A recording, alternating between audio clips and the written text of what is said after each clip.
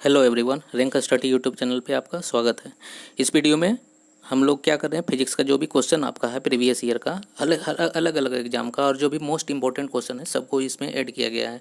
चाहे वो रेलवे का क्वेश्चन हो, एनटीपीसी का हो, ग्रुप डी का हो, एसएससी का हो, जेई का हो, मतलब किसी भी क्वेश्चन है उसको क्या है किया कलेक्शन किया गया है अलग अलग एग्जामों का। और भी इंपॉर्टेंट क्वेश्चन इसमें ऐड किया गया है। हर एक चैप्टर वाइज आपका है, जैसे कि अभी इकाई का होगा, उसके बाद आपका क्या होगा लॉ का होगा, उसके बाद प्रकाश का होगा, उसके बाद जो है मैग्नेटिक फील्ड का होगा। मतलब अलग अलग चैप्टर का अलग अलग क्वेश्चन किया गया है। तो ये आपका पहला चैप्टर चल रहा है। पहला चैप्टर में ये पांचवा पार्ट है। 4 पार्ट का आपका डिस्कशन हो चुका है। 4 पार्ट का वीडियो आपको टेस्ट भी दे दिया गया है। वो डेट आपको टेस्ट मिलेगा यूट्यूब मतलब उस टेलीग्राम चैनल पे मिलेगा या तो आपको व्हाट्सएप ग्रुप पे मिलेगा। इन दोनों का लिंक आपको जो है वीडियो के नीचे मिलेगा, ठीक है। तो जो टेस्ट देना चाहते हैं तो वो जो है ग्रुप में ऐड हो जाए, ठीक है ना। वहाँ पे वीडियो का लिंक भी मिलेगा एक तरह से, और भी मतलब वीडियो मिलेगा जो भी एग्जाम के लिए तैयारी होता है, ठीक है ना। और आपको अलग अलग एग्जाम के लिए वहाँ पे पीडीएफ भी मिलता रहेगा और मटेरियल भी मिलता रहेगा, ठीक है। अगर वो चैनल पे नए हैं, चैनल को सब्सक्राइब कर लें, बेल आइकन को दबा लें ताकि लेटेस्ट वीडियो का नोटिफिकेशन आपको मिलता रहे, ठीक है। अब हम लोग स्टार्ट करते हैं पांचवा पार्ट का डिस्कशन। 4 पार्ट का आपका हो गया। जो नहीं देखे हैं प्लेलिस्ट में जाकर देख सकते हैं रैंकस 30 के, ठीक है। अब हम लोग देखते हैं क्या बोल रहा है कि कौन सा यंत्र जो है रक्त रक्त दाब मापन में एक तरह से प्रयुक्त होता है। तो रक्त दाब मापन में जानते हैं क्या कौन सा यंत्र होता है, स्फिग्मो मैनोमीटर। तो स्फिग्मो मैनोमीटर का यूज किसमें होता है, रक्त दाब मापने का। तो अभी हम लोग पीछे पीछे क्लास में भी डिस्कशन किए थे इसके बारे में, स्फिग्मो मैनोमीटर के बारे में।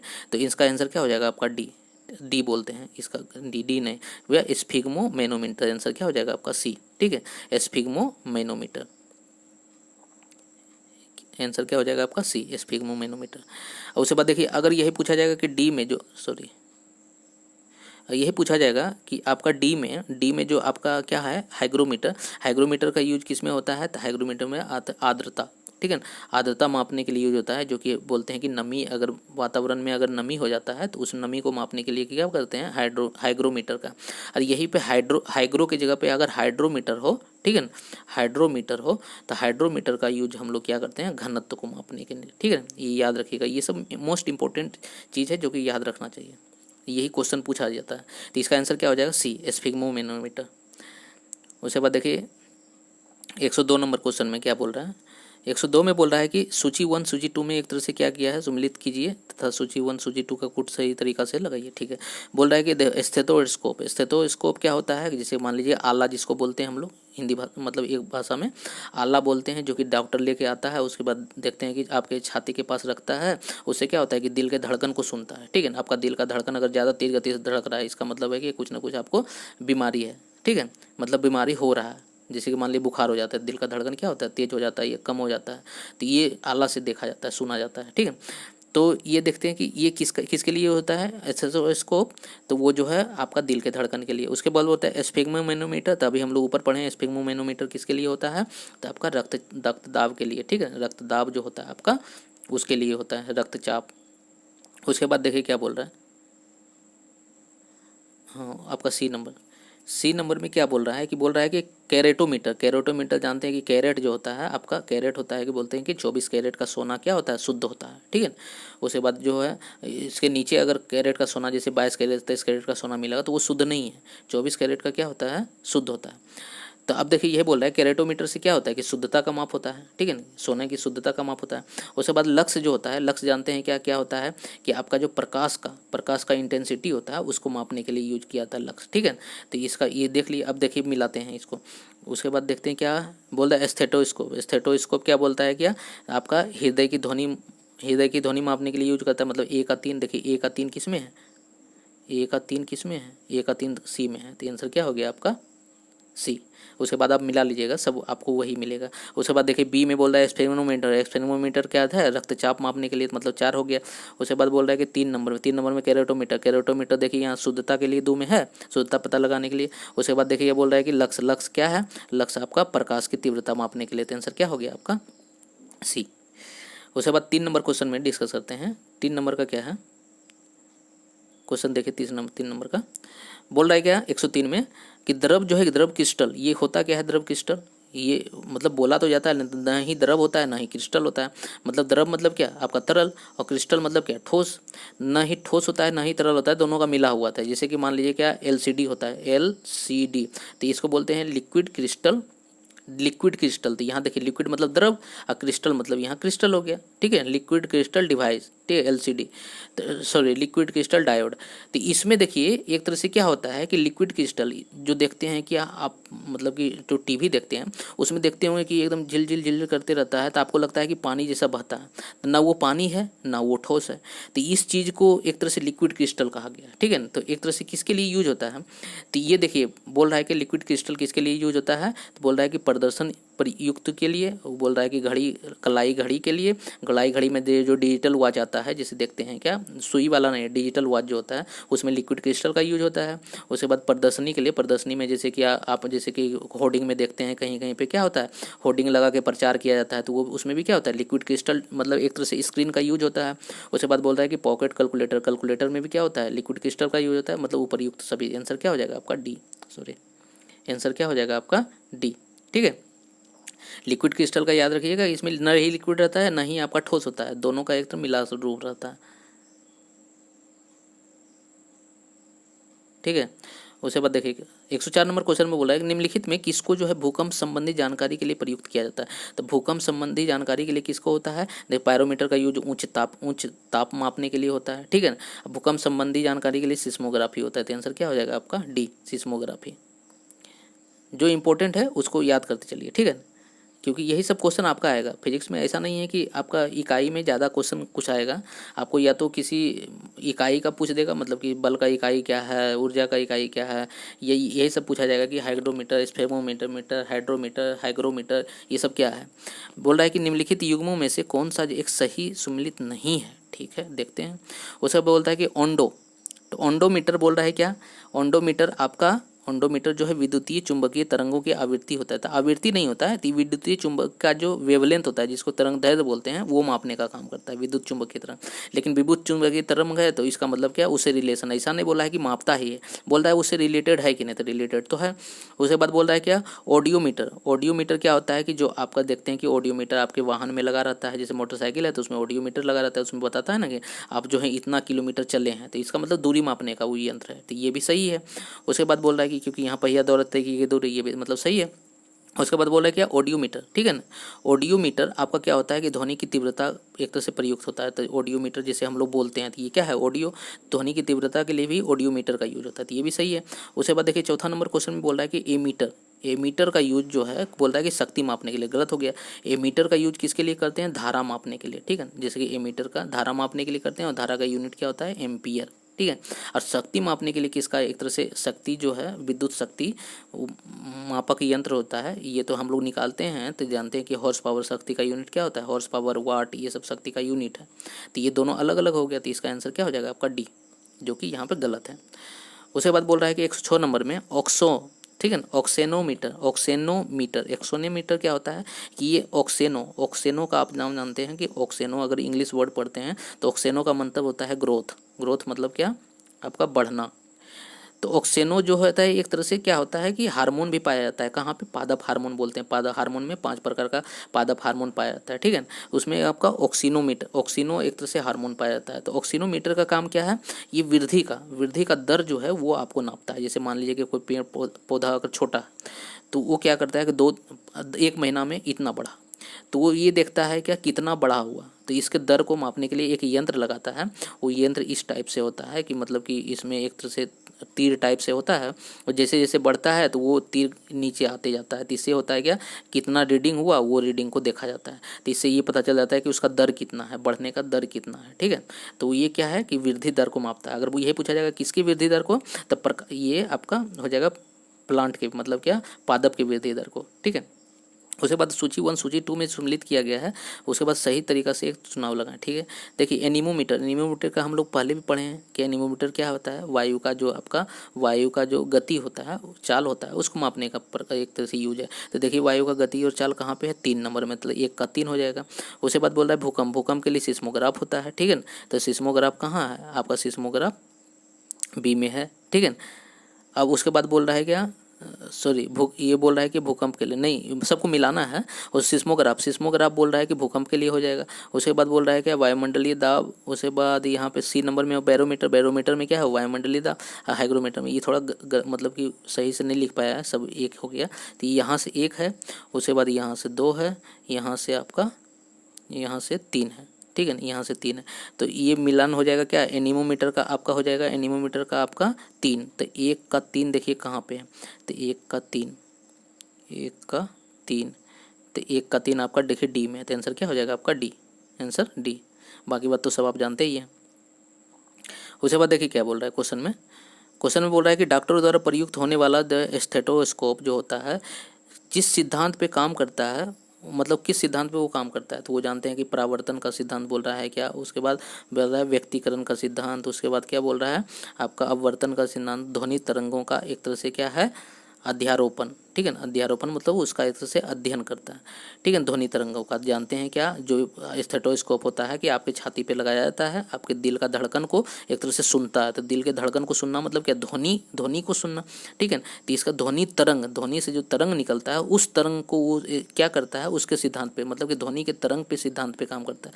तो इसको हम लोग क्या बोलते हैं कि ध्वनि तरंग के सिद्धांत। अगर यही पूछा जाएगा कि क्या होता है, तो ये होता है इस पर मल्टीपल रिफ्लेक्शन ऑफ साउंड, मतलब क्या साउंड का जितना रिफ्लेक्शन होता है उसको एक तरह से क्या करता है, स्टडी करने का काम करता है, मतलब उसी सिद्धांत पे काम करता है, ध्वनि तरंग के सिद्धांत पे। आंसर क्या हो जाएगा आपका डी, ठीक है। उसके बाद देखिए क्या बोल रहा है, 109 नंबर क्वेश्चन में बोल रहा है कि इसमें से रक्त दाब का मापन यंत्र कौन सा है। तो रक्त दाब का मापन यंत्र जानते हैं स्फेग्मोमैनोमीटर होता है। तो स्फेग्मोमैनोमीटर देखिए एक ही में दिख रहा है आपका सी। तो आंसर क्या होता है स्फेग्मोमैनोमीटर, रक्त दाब। अब देखिए एनीमोमीटर क्या होता है, एनीमोमीटर आप जानते हैं कि वायु के गति को मापने के लिए यूज होता है, ठीक है ना, एनीमोमीटर। तो ए मीटर का यूज क्या होता है, ए मीटर जानते हैं कि धारा को मापने के लिए यूज होता है, अंतयंत्र, ठीक है। तो ये सब थोड़ा थोड़ा जानते रहिए। उसके बाद देखिए 10 नंबर क्वेश्चन में बोल रहा है कि दूध का जो है आपेक्षिक जो है घनत्व, ठीक है ना, आपेक्षिक घनत्व जो है निकालने के लिए, ज्ञात करने के लिए किससे ज्ञात किया जाता है। तो जानते हैं दूध का जब बात हो गया तो यहाँ से लेक्टोमीटर आ गया, ठीक है। लेक्टोमीटर से क्या होता है, जैसे कि मान लीजिए कि कोई दूध में अगर कोई पानी मिला दिया तो पता चलता है ना कि उस दूध में कितना पानी मिलाया, ठीक है। नेचुरल दूध में भी पानी रहता है, यही एक क्वेश्चन ये भी पूछा गया था कि आपका जो नेचुरल जो प्राकृतिक दूध होता है जिसे हम लोग गाय से लेते हैं, तो उस दूध में कितना पानी होता है। तो उसमें जो है 70% पानी होता है, याद रखिएगा। जितना हम लोग के बॉडी में पानी होता है, हम लोग के बॉडी में कितना 70% पानी होता है। तो उस दूध में जो दूध, तो ऐसा नहीं कि उसमें पूरा दूध ही है, नहीं है। तो उसमें जो है नेचुरल पानी जो होता है वो 70% होता है। 30% में ही एक तरह से दूध में जो भी अलग अलग चीज़ पाया जाता है, जैसे कि प्रोटीन होता है, विटामिन हो जाता है, आपका दूध का मात्रा हो जाता है, वसा हो जाता है। तो ये सब 30% पे है, उसमें 70% पानी ही है। तो ये क्वेश्चन एक्स्ट्रा था, थोड़ा बता दिए। उसके बाद बोल रहा है कि दूध का जो है अपेक्षिक जो है घनत्व वो किससे मापते हैं, मतलब अपेक्षिक घनत्व मतलब क्या है, एक तरह से शुद्धता। जितना ज़्यादा घनत्व देखा जाएगा इसका मतलब क्या, दूध उतना प्योर है। और जितना पानी मिलाइएगा उसका घनत्व और नीचे आएगा, ठीक है ना। इसका मतलब दूध का मात्रा कम है। तो उसको मापने के लिए हम लोग लेक्टोमीटर का यूज करते हैं। तो आंसर क्या हो जाएगा आपका लेक्टोमीटर। उसके बाद देखिए क्या बोल रहा है 111 नंबर क्वेश्चन में, दूध का देखिए घनत्व किसके द्वारा मापा जाता है, फिर से माप लिए। अब यहाँ सोचता है क्या घनत्व दिया हुआ है, तो यहाँ पे हम लोग पढ़े थे कि हाइड्रोमीटर, तो हाइड्रोमीटर हो जाएगा, नहीं। यहाँ दूध का बात बोल रहा है कि दूध का जब घनत्व का बात आएगा, दूध का घनत्व मतलब क्या, दूध के प्योरिटी के बात बोल रहा है, मतलब कि उसमें शुद्धता का बात बोल रहा है, ठीक है। तो शुद्धता के लिए हम लोग क्या करते हैं, हाइड्रोमीटर ने लेक्टोमीटर का यूज करते हैं। तो आंसर यहाँ क्या हो जाएगा लेक्टोमीटर, दूध का जहाँ भी ये बात होगा लेक्टोमीटर। उसके बाद देखिए 12 नंबर क्वेश्चन में बारे में देखिए क्या बोल रहा है कि सूची 1 सूची 2 में दिया गया है, सही मिलान कीजिए। फिर लेक्टोमीटर में दूध की शुद्धता तो क्या है, देखिए 4 नंबर में है। उसके बाद अनीमोमीटर, ए मीटर में भी दूध धारा होता है, तो इसका ए हो गया। उसके बाद बोलता है कि हाइग्रोमीटर में क्या होता है आपका, देखिए हाइग्रोमीटर है, तो देखिए यहाँ पे आपका आर्द्रता आ गया। उसके बाद क्या वोल्ट मीटर क्या होता है कि आपका वोल्टेज को, मतलब विभव को, जो विद्युत विभव होता है उसको मतलब कि करने का काम करता है। तो यहाँ क्या होगा, 1 का आपका 4 हो गया, 1 का 4 देखिए कहाँ 2 में है। उसके बाद ए मीटर का 1 मतलब बी का आपका 1 हो गया। तो बी का 1 देखिए कहाँ कहाँ है, तो बी का 1 तो बी में ही है। तो आंसर क्या हो जाएगा आपका बी, आंसर, ठीक है। उसके बाद देखिए क्या बोल रहा है कि क्वेश्चन 113 में बोल रहा है कि पारे का जो है साधारणतया जो है तापमापी यंत्रों में प्रयोग किया जाता है। पारे का यूज किया जाता है तापमापी यंत्र में, जैसे हम लोग का थर्मामीटर में किसका यूज होता है, पारा का यूज होता है। तो वो क्यों यूज होता है, उसकी किस विशेषता के कारण उसका यूज होता है, जानते हैं कि उसमें क्या होता है, एक तो जानते हैं कि पारा एक धातु है, धातु कैसा धातु, एक धातु है जो कि तरल होता है, बाकी बात जितना धातु होता है जानते हैं कि अब ठोस होता है, तो ये तरल धातु होता है। तरल धातु होते हैं तो इसके का मतलब इसमें क्या होता है कि जो भी उष्मा का एक तरह से क्या है सुचालक आसानी से हो जाता है, ठीक है ना। मतलब इसमें क्या होता है हीट जो होता है, टेम्परेचर, ताप जो होता है वो आसानी से जा सकता है, क्योंकि धातु में जानते हैं कि एक जगह मतलब यहाँ पे अगर टेम्परेचर बढ़ाइएगा तो वो टेम्परेचर क्या होता है बाहर भी जा सकता है, मतलब कि एक जगह से दूसरी जगह जा सकता है, तो इसके कारण हो जाता है। तो इससे क्या होता है, अब ये बोल रहा है कि उच्च जो है उच्च द्रवता होता है, तो इससे मतलब ही नहीं उच्च द्रवता तो पानी भी होता है लेकिन उसका यूज नहीं होता है, तो ये तो गलत हो गया यहाँ पे। उसके बाद बोल रहा है उच्च घनत्व तो ऐसा नहीं है कि सबसे ज़्यादा घनत्व तो आपका प्लेटिनम का होता है, सबसे भारी पदार्थ भी होता है लेकिन वो होता है, वो यूज नहीं होता है। उसके बाद बोल रहा है क्या, देखें यहाँ पे बोल रहा है क्या, सी नंबर में उच्च जो है संचालन शक्ति होता है। तो संचालन शक्ति क्या बोलते हैं, जैसे कि मान लीजिए कि कंडक्शन, मतलब कि एक जैसे यहाँ पे अगर पारा रख रहे हैं, यहाँ पे अगर आप क्या करते हैं यहाँ पे ताप बढ़ाते हैं तो ये ताप जो है इधर भी जाता है, मतलब अगर यहाँ 50 डिग्री ताप बढ़ाएं तो यहाँ पे भी आपको 50 डिग्री मिलेगा। इसका मतलब क्या है कि इसमें ताप का जो है संचरण जो है सही से हो रहा है। अब उसके बोल चौथा नंबर भी दे देते हैं, किसी को लग रहा होगा कि उष्मा क्यों नहीं होगा। देखिए उष्मा क्या होता है कि मान लीजिए विशिष्ट उष्मा बोल रहे हैं, उच्च विशिष्ट उष्मा, विशिष्ट उष्मा क्या होता है कि 1 डिग्री टेम्परेचर बढ़ाने के लिए जितना उष्मा देते हैं उसको विशिष्ट उष्मा बोलते हैं, ठीक है। तो मान लीजिए कि अगर उच्च होगा तो इसका मतलब अगर छोटा छोटा टेम्परेचर को मेजर करना होगा तो वो नहीं कर पाएगा, क्योंकि ये छोटा छोटा मेजर टेम्परेचर करने के लिए क्या है उष्मा चाहिए। तो उष्मा क्या है, तो इसका मतलब जिसका लो उष्मा होगा, मतलब कि जिसका नीच उष्मा होगा, उसी का हाँ एक तरह से क्या होगा कि वो ज़्यादा एक तरह से ताप को क्या करेगा, एक जगह से दूसरी जगह पहुंचा पाएगा। तो एक जगह से दूसरी जगह जब तक नहीं पहुंचेगा तो एक तरह से उसमें यूनिफॉर्मिटी या नहीं आएगा, जिसके कारण क्या होगा कि यहाँ कुछ अलग टेम्परेचर होगा, यहाँ कुछ अलग होगा, यहाँ कुछ अलग होगा, यहाँ कुछ अलग होगा। इसीलिए चालन जो होता है एक तरह से कंडक्शन होना चाहिए पूरा उसमें, ठीक है ना। तो इसका उच्च कंडक्शन शक्ति के लिए मतलब संचलन शक्ति के लिए आंसर क्या हो जाएगा आपका सी। उसके बाद देखिए क्या बोल रहा है 114 में ध्वनि की तीव्रता आप जानते हैं कि किस इसमें मापने के लिए क्या होता है, एक भी देख लेते हैं कि आपको एक तो जानते हैं कि ध्वनि की तीव्रता के लिए डेसिबल होता है यूनिट, लेकिन यहाँ पे कुछ और दिया हुआ है। देखिए बोल रहा है कि एनीमोमीटर का यूज जानते हैं कि इसके लिए होता है कि वायु की गति के लिए। उसके बाद यहाँ पे देखिए क्या बोल रहा है, क्या ऑडियो फोन क्या होता है कि हम लोग जो एक तरह से फ़ोन यूज करते हैं ऑडियो फोन होता है वो भी एक तरह से साउंड को ही करता है, लेकिन साउंड के यहाँ पे तीव्रता का बात कर रहा है, मतलब इंटेंसिटी, ठीक है ना। मतलब पर यूनिट एरिया में कितना साउंड एक तरह से आ रहा है साउंड का, उसे क्या ऑडियो मीटर। तो ऑडियो का मतलब क्या होता है साउंड, और मीटर का मतलब होता है मापना। तो ऑडियो मीटर का यूज किस में हम लोग करते हैं, साउंड की तीव्रता को मापने, ठीक है, ये याद रखिएगा। उसके बाद देखिए मिलान वाला है, बोल रहा है कि सही मिलान कीजिए। उसका फेडोमीटर का आप यूज जानते हैं क्या, फेडोमीटर क्या होता है समुद्री गहराई, समुद्र में जो गहराई होता है, जैसे कोई समुद्र कितना गहरा है उसको मापने के लिए क्या है, आदमी कोई नीचे नहीं जाएगा या तो कोई रस्सी नहीं लगाएगा कि कितना गहरा है। बहुत ज़्यादा समुद्र जैसे प्रशांत महासागर वो इतना गहरा है कि उसमें देख ही नहीं सकता है, तो उसके लिए हम लोग क्या कर सकते हैं फेडोमीटर का यूज करते हैं। फेडोमीटर क्या करता है समुद्र की गहराई को मापने का काम करता है। उसके बाद बोल रहा है बैरोमीटर क्या होता है वायुमंडलीय दाब को मापने का काम करता है, दाब को।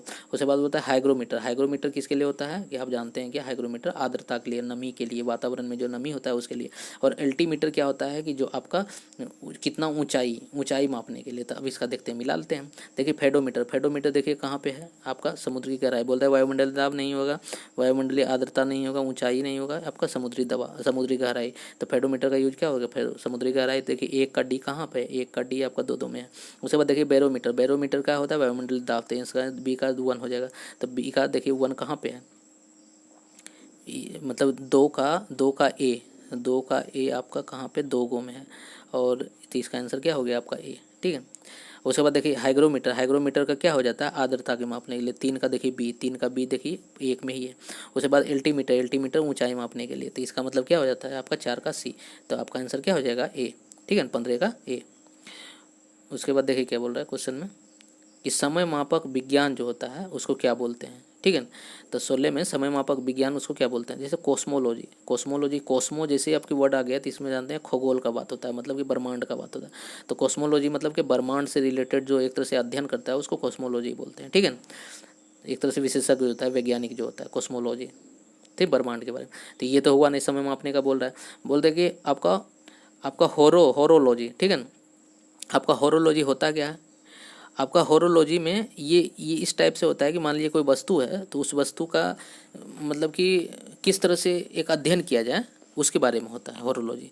अब देखिए टोमोग्राफी, टोमोग्राफी आपका क्या होता है कि जैसे मान लीजिए क्या आपका सीटी स्कैन होता है, एमआरआई स्कैन होता है, तो उस स्कैन के बाद जानते हैं क्या आपका ब्रेन, जैसे मान लीजिए सीटी स्कैन होगा तो उसके बाद क्या होता है आपके बॉडी का, ब्रेन का, उसे एक ग्राफ बनता है। तो ग्राफ बनाने का काम कौन करता है, वो आपका टोमोग्राफी, ठीक है ना। तो मतलब किसी वस्तु का ग्राफ मतलब कि पिक्चर बनाने का काम कौन करता है, टोमोग्राफी।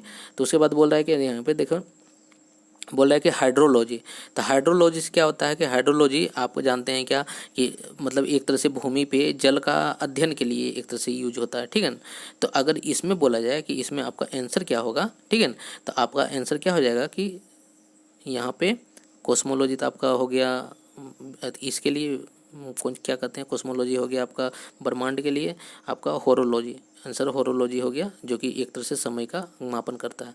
उसके बाद देखिए टोमोग्राफी, टोमोग्राफी तो आपका हो गया किसके लिए, टोमोग्राफी हो गया आपका जानते हैं क्या, जो आपका इमेज होता है, जैसे कि स्कैन करके हम लोग इमेज बनाते हैं, तो इमेज बनाने का काम। और हाइड्रोलॉजी हो गया भूमि में जल का एक तरह से अध्ययन करने के लिए। तो इसका आंसर क्या हो गया आपका होरोलॉजी, ठीक है, 16 का बी।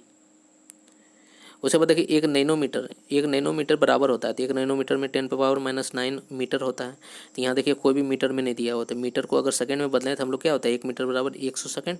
तो 100 से जब गुना करेंगे तो 10 पे पावर क्या हो जाएगा -7 आ जाएगा।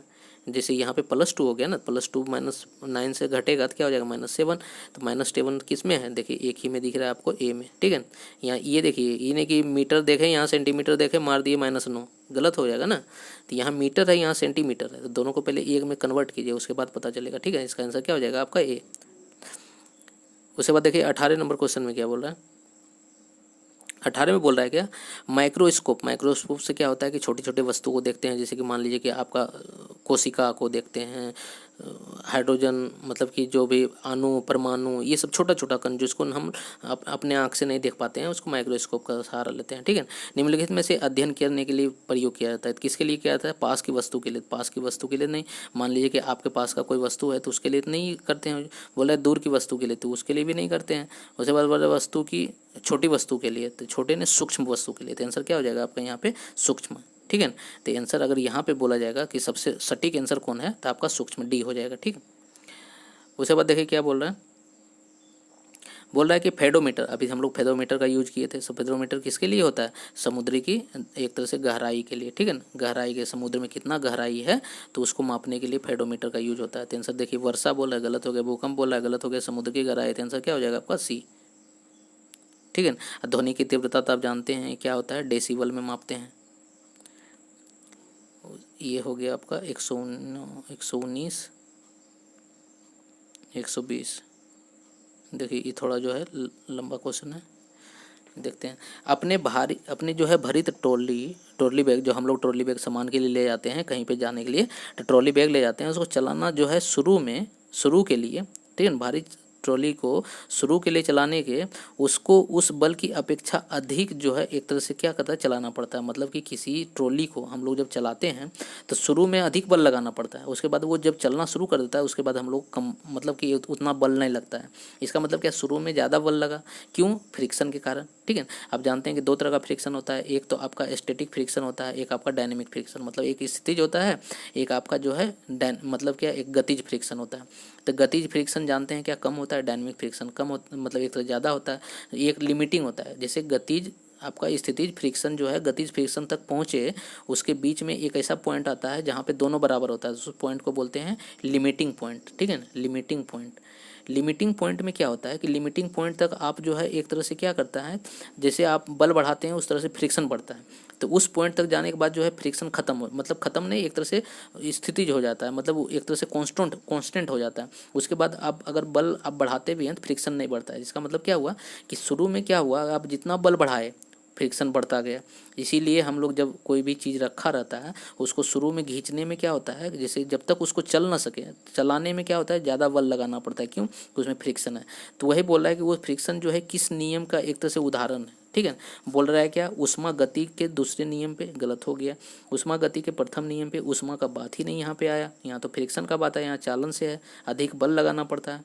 तो यहाँ बोल रहा है न्यूटन का दूसरा गति क्या बोलता है, F = ma। तो ये तो बात ही यहाँ पे नहीं आया। तो उसके बाद बोल रहा है कि न्यूटन का प्रथम गति, प्रथम गति क्या बताया था न्यूटन का, कि अगर कोई भी वस्तु अगर मतलब फ्री अवस्था में छोड़ दिया जाए उसको, तो वो क्या करता है कि हमेशा वो अपनी अवस्था बनाए रखेगा, ठीक है, जब तक कि उस पर क्या है कि कोई बाहरी दबाव उस पर काम ना करे, ठीक है। जैसे मान लीजिए कि कोई एक बॉल है, उसको छोड़ दिया जाए, चला के छोड़ दिया जाए, अगर फ्रिक्शन ना लगे तो वो बॉल एकदम चलता रहेगा, रुकेगा ही नहीं। रुकता क्यों है? क्योंकि इस पर फ्रिक्शन लगता है। अगर फ्रिक्शन ना लगे तो इसका मतलब क्या है कि यहाँ पे फ्रिक्शन का जब बात आया है तो किसके लिए हो जाएगा यहाँ पे आपका ए, आंसर डी, न्यूटन का प्रथम गति। और दूसरी गति में क्या है कि आपका जो है इसमें फोर्स बताता है, फोर्स बराबर एम ए, मतलब कि जिस तरह से आपका वेलोसिटी मतलब क्या वेग चेंज होता है, उस चेंज के कारण आपका कैसे फोर्स निकलता है उसके बारे में बताता है। लेकिन जो हम लोग फ्रिक्शन के फोर्स के बारे में है तो वो कौन बताता है आपको? ए, मतलब डी, ठीक है। आंसर क्या हो जाएगा? न्यूटन का प्रथम गति। ये बहुत बढ़िया क्वेश्चन था। उसके बाद देखिए बोल रहा है कि जल वाष्प और ताप, जल वाष्प ताप पर एक तरह से थर्मामीटर का एक नामांकित होता है, ठीक है, थर्मामीटर पे नामांकित होता है करने का उपकरण निम्नलिखित में कौन सा है? तो मतलब कि एक तरह से किसका थर्मामीटर का एक तरह से किया जाएगा? तब जानते हैं कि पायरोमीटर का ताप मापने के लिए यूज होता है। थर्मोस्टेट को होता है एक तरह से क्या होता है कि ये जो है टेम्परेचर थर्मोस्टेट होता है टेम्परेचर डिफरेंस, ठीक है ना, तो वो देखिएगा। उसके बाद बोलता है कि हाइग्रोमीटर, तो हाइग्रोमीटर क्या होता है आपका, किसके लिए यूज होता है कि आपका आर्द्रता के लिए। तो यहाँ देखिए भाप है, तो भाप है तो इसका मतलब आर्द्रता के लिए। तो हाइग्रोमीटर में क्या है, आर्द्रता के साथ साथ ऐसा नहीं है कि आर्द्रता आता है तो पता तो चलता है कि वो आर्द्रता के कारण एटमॉस्फेयर में कितना टेम्परेचर है, क्या है, नहीं है। तो आर्द्रता मापने के लिए क्या करता है आपका, इसमें अगर पूछा जाए कि एक तरह से नामांकित क्या होता है कि आपका आर्द्रता के लिए, तो आर्द्रता के लिए क्या होता है हाइग्रोमीटर, जो कि यहाँ पे सटीक आंसर क्या होगा यहाँ, क्योंकि यहाँ पे आंसर देखिए क्लियर नहीं है। यहाँ पे जल भी दिया गया है, वाष्प भी दिया गया, ताप भी दिया है। यहाँ पे आर्द्रता पकड़िए, आर्द्रता पकड़ के किसको अगर मार सकते हैं तो आप मारिए डी को, ठीक है। उसके बाद देखिए क्या क्वेश्चन बोल रहा है, प्रकाश की तीव्रता नापने के लिए जिस उपकरण का प्रयोग किया जाता है, एक तरह से उपयोग किया जाता है, उसे क्या कहते हैं? तो आप जानते हैं कि प्रकाश की तीव्रता को किस में मापा जाता है? आपका जो ल्यूमेन होता है, लक्स होता है, तो इसमें आपका प्रकाश की तीव्रता, प्रकाश जो है ल्यूमेन से मापा जाता है। और lumen per meter square lumen per meter square ये आपका क्या होता है? लक्स होता है लक्स होता है, ठीक है ना। तो आप जानते हैं कि कैलोरीमीटर क्या होता है? कैलोरी मापता है, जो कि हमारा ऊर्जा होता है। 1 कैलोरी बराबर क्या होता है? 4.2 जूल होता है। तो कैलोरीमीटर, कैलोरी मतलब ऊर्जा मापता है, तो ये तो आपका गलत हो गया। कैलोरी मतलब ऊर्जा बोले तो उष्मा, ठीक है ना, उष्मा को मापता है। तो उष्मा क्या है? एक तरह से उष्मा का यूनिट क्या है? ऊर्जा, ठीक है ना। तो ऊर्जा उष्मा को मापने के लिए कैलोरीमीटर यूज करते हैं, ठीक है। उसके बाद बोलता है कि एनीमोमीटर, एनीमोमीटर क्या होता है? वायु के चाल को मापने के लिए यूज करते हैं। उसके बाद लक्स मीटर, तो लक्स आ गया ना, तो लक्स क्या करते हैं कि आपका जितना भी प्रकाश जाता है बटे एरिया, कितना एरिया में कितना प्रकाश जा रहा है, उसी को हम लोग बोलते हैं प्रकाश की तीव्रता। तो उसके मापने के लिए हम लोग क्या बोलते हैं? लक्स का यूज करते हैं, ठीक है। लक्स बराबर क्या होता है अगर पूछा जाए तो ल्यूमेन बटे मीटर स्क्वायर, मतलब एक पर यूनिट एरिया में कितना आपका ल्यूमेन हुआ, मतलब प्रकाश है, ठीक है। तो आंसर क्या हो जाएगा 22 का आपका सी। अगर यही पूछा जाएगा डी में क्या है? अल्टीमीटर, अल्टीमीटर से जानते हैं क्या आप? हाइट, ऊंचाई मापते हैं, ठीक है। बोलते हैं ना कितना एल्टीट्यूड है किसी पहाड़ का, कितना एल्टीट्यूड है, मतलब ऊंचाई कितना है, तो ऊंचाई मापने के लिए क्या है? अल्टीमीटर का यूज करते हैं। तो यहाँ पे आंसर क्या होगा? सी होगा, सी हो जाएगा लक्स मीटर, जो कि प्रकाश की तीव्रता को मापता है। 23 नंबर क्वेश्चन में देखिए क्या बोल रहा है, बोल रहा है कि एक जो है सेक्सटेंट जो होता है, सेक्सटेंट एक डिवाइस होता है, वो प्रयुक्त होता है किसमें? मीनार की ऊंचाई। सेक्सटेंट क्या होता है? ये किसी चीज़ का जैसे ऊंचाई, ये मान लिया कि यहाँ पे आप 4 बुक रख दिए, ठीक है। इस बुक का अगर ऊंचाई निकालना है तो क्या हो गया? सेक्सटेंट, मतलब ये तो आसानी से आप फीता से नाप के बना सकते हैं। लेकिन इसी चीज़ को लिए अगर आप एक पेड़ है, ठीक है ना, एक पेड़ है, अगर ये पेड़ का अगर ऊंचाई निकालना है तो पेड़ का ऊंचाई निकालना मुश्किल हो जाएगा। क्या होगा कि यहाँ से आदमी यहाँ तो खड़ा नहीं होगा, ठीक है ना, मापने के लिए फीता से। तो उसके लिए एक सेक्सटेंट आता है। सेक्सटेंट होता है क्या? किसी भी वस्तु का ऊंचाई को मापने के लिए ज्ञात होता है, ठीक है ना। जैसे कि मान लीजिए कोई महल है, महल का ऊंचाई निकालना है, सेक्सटेंट का यूज करेंगे, किसी चीज़ का ऊंचाई। तो यहाँ पे देखिए क्या बोला है कि मीनार की चौड़ाई, चौड़ाई नहीं ऊंचाई मापता है, गलत हो गया। पहाड़ का क्षेत्रफल, गलत हो गया। बोल रहा है कि वस्तु की ऊंचाई मापता है, तो आंसर क्या हो जाएगा आपका? सेक्सटेंट। यहाँ पे देखिए वस्तु की ऊंचाई मापता है, ठीक है। उसके बाद 24 नंबर क्वेश्चन में देखिए क्या बोल रहा है कि निम्नलिखित में किसके मापन में एक तरह से फोनोमीटर, फोनोमीटर क्या होता है कि फोनोमीटर जानते हैं क्या? एक तरह से ध्वनि, ठीक है ना, फोनोमीटर मतलब ध्वनि, और मीटर मतलब मापना, एक तरह से ध्वनि को मापने वाला यंत्र, ठीक है, फोनोमीटर। बोल रहा है अत्यधिक उच्च दाब, सॉरी उच्च ताप, तो टेम्परेचर कहाँ? फोनोमीटर में ध्वनि को मापता है। प्रकाश का जो चमकीलेपन, तो ये भी गलत हो गया। उसके बाद बोल रहा है कि विद्युत चुंबकीय तरंग, तो जानते हैं कि ध्वनि क्या है, एक विद्युत चुंबकीय तरंग है। तो विद्युत चुंबकीय तरंग, तो आंसर यहाँ पे क्या हो जाएगा, इसके अनुसार आंसर क्या हो जाएगा, विद्युत चुंबकीय तरंग की आवृत्ति। ठीक है, तो यहाँ पे देखिए आर्द्रता बोल दिया, तो यहाँ पे आपका हाइग्रोमीटर आ जाएगा। तो ये तो ताप के लिए पायरोमीटर होता है। ये उसके बाद चमकीला के लिए जो आपका मतलब यहाँ चमकीला कोई भी जैसे प्रकाश होता है, मतलब कोई भी प्रकाश जितना बहुत ज़्यादा चमकीला होता है, ठीक है ना, तो उसके लिए हम लोग क्या करते हैं कि एक जो है आपका क्रोनो होता है कलर के लिए, क्रोनोमीटर, ठीक है ना, कलर के लिए यूज होता है। तो आंसर यहाँ पे क्या हो जाएगा आपका, क्योंकि पूछा गया यहाँ पे आपका फोनोमीटर के बारे में, तो फोनोमीटर हो जाएगा आपका क्या, ये आपका आंसर क्या हो जाएगा, ये तो ताप था, सॉरी ये तो आपका जो है क्या था, हाँ उसके बाद जो है विद्युत चुंबकीय तरंग, तो आंसर क्या हो जाएगा आपका सी। ठीक है, उसके बाद देखिए 25 नंबर क्वेश्चन में क्या बोल रहा है। यहाँ बोल रहा है कि एक व्यक्ति एक लकड़ी पर, मतलब कि लकड़ी की सीढ़ी पर मध्य पॉइंट पे खड़ा है, जैसे कि मध्य पॉइंट पे खड़ा है, तो मान लीजिए कि कोई सीढ़ी है, इस टाइप से सीढ़ी लगा होगा, ठीक है ना, इस टाइप से सीढ़ी लगा होगा, तो यहाँ पे खड़ा है कोई व्यक्ति, यहाँ पे खड़ा, ठीक है, बीच में। अब बोल रहा है कि सीढ़ी कमरे के एक तरह से क्या है, फर्श पे और ऊर्ध्वाधर दीवार पे, मतलब एक तरह से यहाँ लगा हुआ और यहाँ लगा हुआ, ठीक है ना, दोनों दीवार पे एक तरह से बीच में फिसल रहा है, मतलब ये सीढ़ी फिसल रहा है, तो फिसल रहा है तो ये सीढ़ी इधर नीचे आएगा, मतलब एक तरह से गिरने लगेगा। तो फिसलती हुई सीढ़ी के मध्य जो है बिंदु पे जो आदमी खड़ा है, वो एक तरह से किस तरह का रेखा बनाएगा, तो एक वही बात हो गया ना कि अगर कोई चीज़ है, अगर बीच में रखे हैं और उस चीज़ को घुरा रहे हैं, तो किस तरह से बनेगा आपका, गोल बनेगा, मतलब सर्किल, ठीक है। और इसी को अगर क्या करेंगे कि अगर कोई चीज़ को बीच में न रख के अगर थोड़ा सा किनारा रख दिए, बीच के अगर थोड़ा सा किनारे रख दिए, तो ये अगर इसको घुमाइएगा तो किस तरह से बनेगा, ये आपका इलिप्स बनेगा, ठीक है ना, इलिप्स बनेगा। इलिप्स क्या होता है, जैसे मानते हैं कि गोलाकार तो नहीं होता है, उसमें 2 फोकस होता है आपका, ठीक है ना, तो इलिप्स क्या, जब भी बोला जाएगा कि बीच में रहेगा तब आपका एक तरह से क्या बनेगा, आपका सर्कल बनेगा, तो वृत्त बनेगा। और जब आपका वृत्त नहीं होगा तब आपका मतलब एक तरह से बीच में नहीं होगा, तब आपका इलिप्स नहीं बनेगा, ठीक है। तो यहाँ पे क्या बोल रहा है, क्या यहाँ बीच में है, तो बीच में जब वस्तु बीच में है तो देखिए क्या होगा, वृत्त बनेगा। तो आंसर क्या हो जाएगा, यहाँ पे एक सरल रेखा गलत हो गया, एक जो है वृत्ताकार पथ, क्या आंसर क्या हो जाएगा, वृत्ताकार पथ। याद रखिएगा, कोई पॉइंट में कोई जब लाइन है उसके बीच में अगर कोई पॉइंट दे के अगर घुमाने लगेगा तो वो वृत्त बनेगा। और वही पॉइंट को अगर कुछ दूरी पे, मतलब बीच में नहीं कहीं और रख के अगर घुमाइएगा तो आपको क्या होगा, इलिप्स बनेगा। देखिए उसके बाद बोल रहा है क्या, 26 नंबर क्वेश्चन आपका लास्ट क्वेश्चन होगा शायद ये। उसके बाद बोल रहा है क्या, देखिए बोल रहा है कि सड़क पर जो है एक कार 60 किलोमीटर पर घंटा, मतलब कि एक तरह से 60 किलोमीटर पर घंटा की चाल से एक समान गति से, ठीक है, एक समान चाल से दौड़ रही है। कार पर लगने वाला जो है शुद्ध परिणामी जो है बल क्या होगा, तो जानते हैं इसका, अगर वेलोसिटी जाने तो वेलोसिटी क्या होगा, 60 किलोमीटर पर घंटा, ठीक है। अब सोचिए क्या, एक समान चाल, इसका मतलब इस चाल तो बदल नहीं रहा है, चाल जब नहीं बदल रहा है तो एक्सेलरेशन जब हम लोग निकालते हैं तुरंत, तो क्या होता है कि v1 माइनस v2 बटे t1 माइनस t2। तो यहाँ देखिए दोनों भी क्या है, सेम ही है, क्योंकि बोल रहा है कि एक समान चाल, तो एक समान चाल से जब दौड़ रहा है तो मतलब v1 जो है इक्वल टू v2 हो गया। तो दोनों जब बराबर हो गया तो एक्सेलरेशन आपका क्या हो गया, 0। एक्सेलरेशन जब 0 हो गया तो एफ बराबर क्या होता है, एम ए।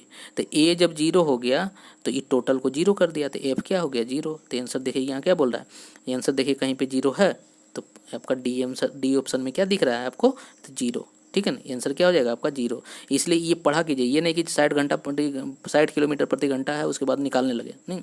उसके बाद देखिए यहाँ पे कि एक समान चाल है, ठीक है ना, एक समान चाल से दौड़ रहा है, एक समान चाल से दौड़ रहा है, इसका मतलब जब इसका चाल ही नहीं बदल रहा है तो एक्सेलरेशन पैदा नहीं होगा, एक्सेलरेशन जब पैदा नहीं होगा तो फोर्स लगेगा नहीं। तो आंसर क्या हो गया, फोर्स इक्वल टू 0। तो आंसर क्या यहाँ पे आया, डी। अब तो आपका एक चैप्टर खत्म हो गया, अब नेक्स्ट चैप्टर हम लोग डिस्कस करेंगे, ठीक है।